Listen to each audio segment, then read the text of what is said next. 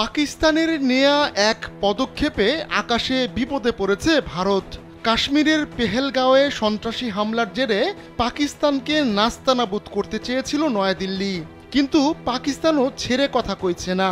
তাই ভারতের পাল্টা নানা শক্ত পদক্ষেপ নিয়েছে ইসলামাবাদ। এবার পাকিস্তানের নেয়া এক পদক্ষেপে বড় বিপদে পড়েছে ভারত। দুই দেশের মধ্যে সম্পর্ক উন্নয়ন না হলে পাকিস্তানের এমন পদক্ষেপের জন্য ভারতকে চড়া মাশুল দিতে হবে।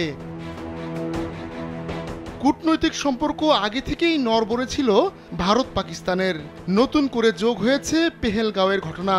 কামন ব্রো, এসব অনেক কিছু আসবে আর যাবে, এক্সপার্ট কিন্তু থেকেই যাবে। তাতে পাকিস্তানকে শায়েস্তা করতে গিয়ে একগুচ্ছ পদক্ষেপ নিয়েছে ভারত। পাল্টা জবাব দিচ্ছে পাকিস্তানও।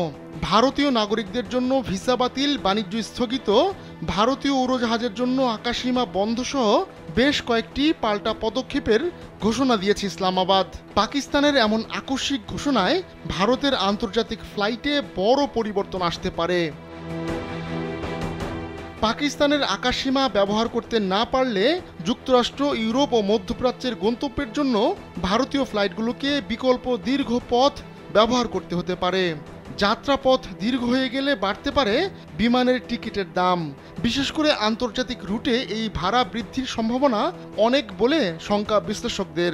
অবস্থা এমন দাঁড়িয়েছে, যাত্রীদের বিমানবন্দরে যাওয়ার আগে তাদের ফ্লাইটের নির্ধারিত সময় রুট ভালোভাবে জেনে নেওয়ার জন্য অনুরোধ করছে ভারতীয় বিমান সংস্থাগুলো।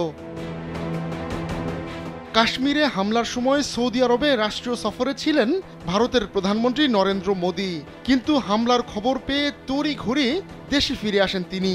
তবে দেশে ফেরার পথে মোদীকে বহনকারী উড়োজাহাজ পাকিস্তানের আকাশসীমা এড়িয়ে যায়।